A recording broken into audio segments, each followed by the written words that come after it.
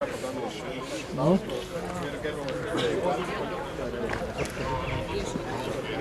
esame Lietuvos piliečiai ir mums yra svarbu, kas vyksta Lietuvoje ir kokia bus Lietuvoje, kurioje augs mūsų vaikai. Mes esame už nacionalinę valstybės viziją, kadangi manome, kad jinai yra geriausiai atitinka čia gyvenantiems žmonėms. Ir mes atmetame tai, ką šiaip jau savo kalbose atmetė ir vakarų lyderiai, tai yra multikultūrinės valstybės vizija. Kas čia šiandieną tam mitinge vyks ir kokio tikslo jūs tikitės pasiekti? Mes turime kelis tikslus.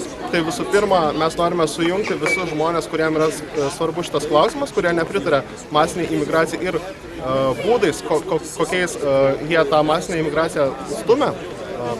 Taip pat antras tikslas yra tai, kad mūsų premjeras, mūsų vyriausybė atkreiptų dėmesį į Lietuvos piliečių nuomonę ir tokiems svarbiam klausimam yra tinkamas būdas juos spręsti, tai yra referendumas. Mes norėtumėm, kad mūsų vyriausybė skelbtų referendumą ir atsiklaustų prieš keičiant mūsų demografinę padėtį. Ar manot, kad tai yra įmanoma padaryti? Aš tikiuosi, kad tai yra įmanoma padaryti. Aš tikiuosi, kad mūsų premjeras nori išlikti istorijoje kaip garbingas žmogus, o ne tas žmogus, kuris sužlugdė kultūrą, kurią kuria mūsų protėviai šimtus metų. Ar bus kažkokių veiksmų imamasi, jeigu nebus pasiekti šie tikslai? Be jokios abejonės ir apie juos informuosime tikrai ir žiniasklaidą ir visus kitus po renginio. O šiandien turėsime keletą pasisakymų šioje vietoje. Taip pat turėsime eitines Laisvės alėją į Vienybės aikštę prie Laisvės paminklo.